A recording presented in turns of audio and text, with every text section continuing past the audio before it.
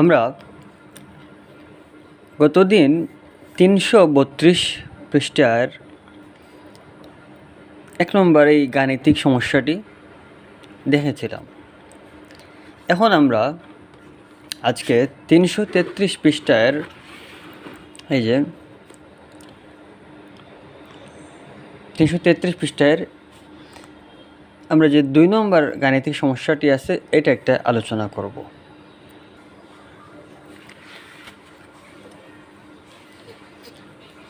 এটা মূলত যান্ত্রিক শক্তির নিত্যতার উপর একটা প্রবলেম। দুইটা পার্ট আছে, ১ এবং ২। আমরা দেখি ধীরে ধীরে। ২ নম্বর উদাহরণ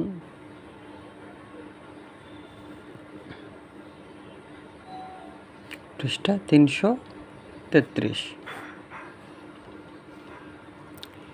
একটি বস্তুকে নির্দিষ্ট উচ্চতা হতে ফেলে দেওয়া হলো। তো ধরা যাক এই যে একটা তোমার ধরো বিল্ডিংয়ে, আমরা বিল্ডিং নিয়ে কাজ করতেছি বারবার, এই উচ্চতা থেকে একটা বস্তুকে ফেলে দেওয়া হলো। বলা হয় না আপাতত উচ্চতা কতটুকু, শুধু এতটুকু বলেছে ভূমির থেকে 10 মিটার উচ্চতায়, মানে এই যে 10 মিটার,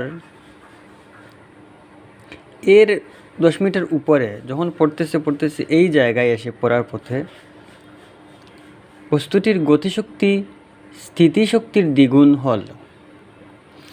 এই জায়গায় এসে বস্তুটির গতিশক্তি স্থিতিশক্তির দ্বিগুণ হলো, মানে গতিশক্তিটা বেশি হয়ে গেল, স্থিতিশক্তি হয়ে গেল কম। এই জায়গায় এসে পড়তে এই জায়গায় এসে যদি বস্তুর গতিশক্তি হয় 20 জুল, তখন স্থিতিশক্তি হবে এই জায়গায় 10 জুল। আবার পড়তে এই জায়গায় এসে বস্তুর গতিশক্তি যদি হয় 50 জুল, তাহলে ভূমির থেকে উপরে গিয়ে স্থিতিশক্তি এই পয়েন্টে হবে 25 জুল। অর্থাৎ গতিশক্তি দ্বিগুণ, স্থিতিশক্তি 1 গুণ বা অর্ধেক হয়ে গেছে আগের। এই জিনিসটারে এভাবে দেখা যায়, যেহেতু মাঝখানে সমান দিব, লিখব ইকে ইজ ইকুয়াল টু ইপি।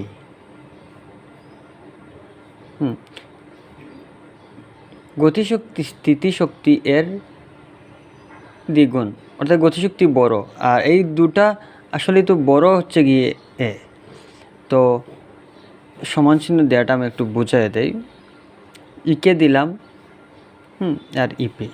তো বড় হচ্ছে গিয়ে ইকে, এটা হচ্ছে 2 গুণ বড়। কার চাইতে? এই ইপির চাইতে 2 গুণ বড়। তো সম্পর্কটা সমান দিলে দেখাতে হবে যে এটা যতটুকু এটাও ততটুকু। কিন্তু গতিশক্তির 2 গুণ বড়, এই হচ্ছে গিয়ে এর অর্ধেক। এই জিনিসটার অর্ধেক হচ্ছে এটা। তাহলে সমান করার জন্য এটা আমি 2 দিব, তাহলে এরা সমান হয়ে গেল। দেখ এইটুকু দিছে ওরা। 1 নম্বর বলেছে কত উচ্চতা থেকে বস্তুটি ফেলা হয়েছিল। আমাদেরকে এখন বের করতে হবে কত উচ্চতা থেকে, মানে ভূমি থেকে কত উঁচুতে, মানে এই বিন্দুটার ভূমি থেকে কত উঁচুতে অবস্থিত। আমরা ধরি এইচ উচ্চতা থেকে বস্তুটি ফেলা হয়েছিল। That's good. তো আমরা দেখতে পাচ্ছি এখানে বস্তুটির ওজন তো দেওয়া হয়নি, আমরা দেখতে পাচ্ছি এখানে যে একটা সম্পর্ক দেওয়া আছে। অ্যাটলিস্ট শর্তমতে আমরা বলতেই পারি এখানে E K is equal to E P. ইকের ক্ষেত্রে আমরা বলতে পারি half M V square is equal to E P হচ্ছে গিয়ে এম জি দাঁড়াও, mgh বা x একটা উচ্চতা, আমরা লিখবো এখানে একটা উচ্চতা। এই তো আমরা যে সূত্র ইউজ করি E P is equal to mgh, এইচটা মূলত উচ্চতা বোঝায়, বাট এখানে একটা গুণন হয়ে যাবে যেহেতু আমরা টোটাল উচ্চতা ধরে ফেলেছি h। এই পয়েন্টে উচ্চতা বলতে আমরা এখানে বুঝবো, আচ্ছা আমরা একটা কী করি এ বি সি পয়েন্ট দেই, বা সি পয়েন্ট এখানে দেই। এই উচ্চতা মিন করে বস্তুটি ভূমি থেকে এই মুহূর্তে কত উঁচুতে আছে। আমরা আগেই আলোচনা করেছি বিভব শক্তি মাপার সময় সবসময় বস্তুটি এই মুহূর্তে ভূমি থেকে কত উপরে আছে ওটা দেখব, নট যে জায়গা থেকে পড়েছে সেই জায়গাতে কতটুকু অতিক্রম করছে ওইটা না, ভূমি থেকে কত উপরে আছে। আর এখানে দেখতে পাচ্ছি ভূমি থেকে উচ্চতা হচ্ছে বস্তুটির 10 মিটার। তাহলে আমরা এখানে লিখতে বলতে পারি half M V square equal to 2 mg 10। এখন এম কি, এম হচ্ছে বস্তুটির ভর, যেহেতু এখানে এম এটা শেষ, লিখলাম হাফ এম বি স্কোয়ার থেকে আমরা তো আসলে বুঝতে পারতেছি না কই যাব, আমরা এতটুকু বুঝি at least V naught square plus 2g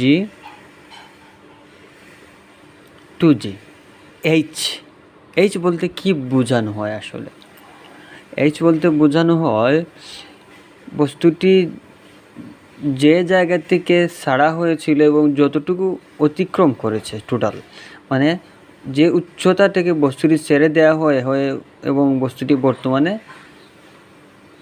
কোন পজিশনে আমি গতিশক্তি মাপতে চাইতেছি, মানে উৎস বিন্দু এবং শেষ বিন্দু এতটুকু পর্যন্ত, মানে অর্থাৎ এবি। আমরা আপাতত এখানে লিখি এবি একটা উচ্চতা, চিত্র অনুসারে আমরা লিখব এবিটা, খেয়াল করো। আর এখানে লিখব 2g10 হাফ দিব, কিন্তু বস্তুটি স্থির অবস্থা থেকে পড়েছে, তাই না, জাস্ট এটা নির্দিষ্ট উচ্চতা থেকে ছেড়ে দেওয়া হয়েছিল, তাই হচ্ছে কি ভি নট স্কোয়ার, মানে আদি বেগ বোঝানো হয় এখানে। তোমার ফিজিক্সে ক্লাস 9 আমরা যেটা পড়েছিলাম ইউ আদি বেগ, এখানে ভি নট, দ্যাট সেম জিনিস, শুধু একটা অক্ষর চেঞ্জ হয়ে গেছে। ভি নট আগে পড়েছিলাম ইউ, এখানে ভি নট, তো এটা আদি বেগ বোঝায়, আদি বেগটা 0 অবশ্যই, তাহলে আমাদের শুধু রয়ে যাবে 2g। এবি উচ্চতাটা হবে গিয়ে আমরা ধরেছিলাম তো এইচ, ওকে এইচ উচ্চতাটাকে ফেলে দেওয়া হয়েছিল, তার মানে এবি সমান এইচ ধরে নেই 20g। আমরা এই 2টা এদিকে, আচ্ছা তুমি বুঝতে পারবে না, আমরা কি করব half 2g H is equal two 20g। তো আমরা এই দুইটার টুকারটা এই জি কেটে দিলাম, H is equal to 20 metre. তো আমরা আপাতত এটা বুঝতে পেরেছি যে এই যে এবি উচ্চতা, বস্তুটি হচ্ছে গিয়ে 20 মিটার উচ্চতা থেকে ফেলে দেওয়া হয়েছিল, আর ভূমি থেকে আসে কত মিটার উচ্চতা, 10 মিটার উচ্চতা। তার মানে এই আমরা এখন এটা যদিও ম্যাথে দেওয়া নেই, কিন্তু আমরা এখন চোখ বুঝে বুঝতে পারি যে এই টোটাল উচ্চতাটা এসি, এই টোটাল এসি উচ্চতাটা আমরা এখন পেয়ে গেছি যে 30 মিটার, যদিও এটা রিকোয়ারমেন্টে নেই, আমরা বুঝতে পারছি এখন। এবি উচ্চতাটা হচ্ছে গিয়ে 20 মিটার, বিসি উচ্চতাটা 10 মিটার। তোমাদের আনসারটা পেয়ে গেলাম, উত্তর হচ্ছে গিয়ে প্রথমটার উত্তর হচ্ছে গিয়ে এই অংশটা। হ্যাঁ, এখন ছেড়ে দেওয়া হয়েছিল বি বিন্দু থেকে 20 মিটার উঁচুতে, তাহলে ভূমি থেকে কত মিটার উঁচু থেকে ছেড়ে দেওয়া হয়েছিল? হ্যাঁ, ভূমি থেকে আমরা বলতেই পারি এরকমভাবে, ভূমি থেকে 20 প্লাস 10 30 মিটার উচ্চতা থেকে ফেলে দেয়া হয়েছিল। ফেলে দেওয়া হয়েছিল। এটারে মনে রাখা তোমার গুরুত্বপূর্ণ। এরকম অঙ্ক অনেক আছে, তুমি হয়তো করে ফেলছো ক্লাস 9 10 না হয় এখন প্র্যাকটিস করবা। আর এরকম অঙ্ক যদি প্রবলেম থেকে থাকে জানাতে ভুলবা না অবশ্যই। তারপর আমরা এই অঙ্কটার 2 নম্বর অঙ্কটা দেখি। আমরা এতটুকু বুঝতে পেরেছি যে 2 নম্বর অঙ্কে যায়। আবার এই চিত্রটা একটু আঁকি। টোটাল উচ্চতা হচ্ছে গিয়ে আমাদের দেখতে পারলাম 30 মিটার। হ্যাঁ, এটুকু বুঝছি। ভূমিতে আঘাত করার সময় মোট শক্তি ও সর্বোচ্চ উচ্চতায় মোট শক্তি অভিন্ন হবে কি না। তো আমাদের দেখতে হবে যে এই জায়গায় যা শক্তি এ আর বি পয়েন্ট এটা, আর এই জায়গায় যা শক্তি দুটা কি সমান, মানে এই জায়গায় মোট শক্তি, তোমরা তো জানি মোট শক্তি ইপি প্লাস ইকে। আমরা এখন দেখব যে বস্তুটি এই জায়গায় অবস্থান করার সময় তার বিভব শক্তি ও গতিশক্তির যতটুকু হয়, এই যে যখন ভূমিতে এসে পড়লো ওই মুহূর্তে কি ততটুকু হয় কি না, আমরা এই জিনিসটা শুধু দেখব। তো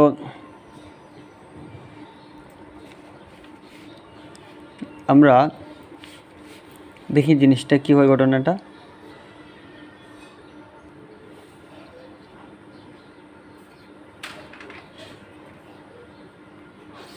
খেয়াল করি এই জায়গায় মোট শক্তি বিভব শক্তি হবে এ বিন্দুতে। আমরা প্রথমে নির্ণয় করি এ বিন্দুতে বিভব শক্তি EP is equal to M G H. তো ঘটনা দাঁড়াইল গিয়ে বা EP is equal to M. তো আমাদের দেয়া আছে কিনা দেখি, একটু দাঁড়াও। হ্যাঁ, এই অঙ্কটা যদিও এম নেই, আমরা ছেড়ে বের করতে পারতাম, আপাতত করে যাই।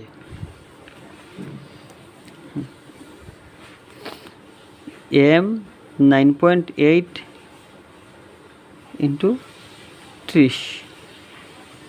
অতএব ইপি পাচ্ছি আমরা, ক্যালকুলেটর দিয়ে দেখি আমরা, 9.8 ইন্টু 30 সমান পাচ্ছি 294 জুল সর্বোচ্চ উচ্চতায় বিভব শক্তি এটা।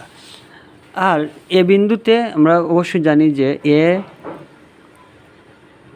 বিন্দুতে গতিশক্তি কত হবে। হ্যাঁ, সর্বোচ্চ বিন্দু, তো এখানে কোনো বস্তুটা স্থিরই ছিল, এখানে কোনো গতি নেই।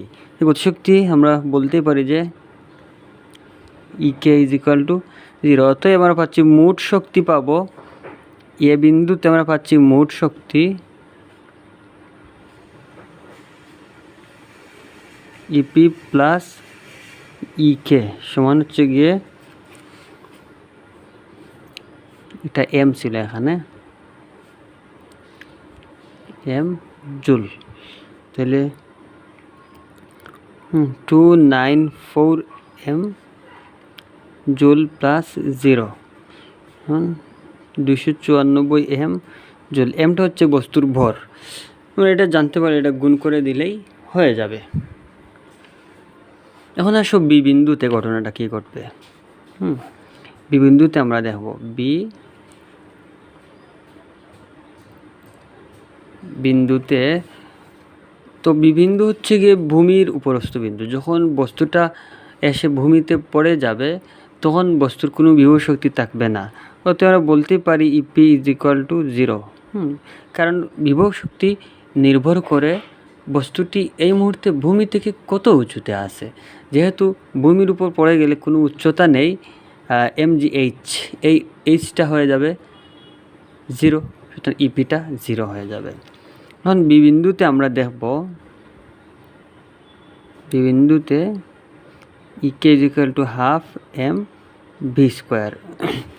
কিন্তু ভি তো আমাদের জানা নেই, আমরা ওই প্রতি মুহূর্তে ভি স্কোয়ার সমান একটা জিনিস বারবার লিখব, হাফ এম অবশ্যই আর V square equal to V naught square plus 2gh সমান হাফ এম।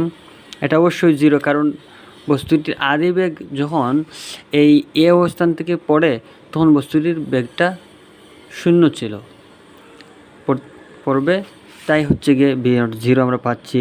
গতানুগতিক 2gh ওই 30 মিটার। তাহলে আমরা এখানে দেখতে পাচ্ছি সেম এম 9.8 ইন্টু 30। আমরা ক্যালকুলেটর চাপলে দেখতে পারবো যে এটা হবে গিয়ে এম ইন্টু 294 জুল। অর্থাৎ বি বিন্দুতে আমরা হিসাব পাচ্ছি সব মিলিয়ে যে বি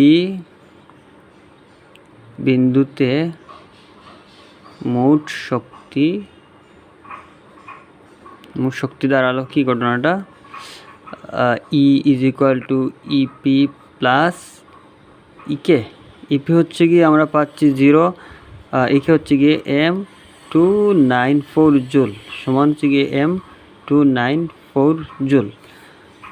এখন আমরা মিলায় দেখি জিনিসটা, এ বিন্দুতে মোট শক্তি ছিল এই এতটুকু 294 এম।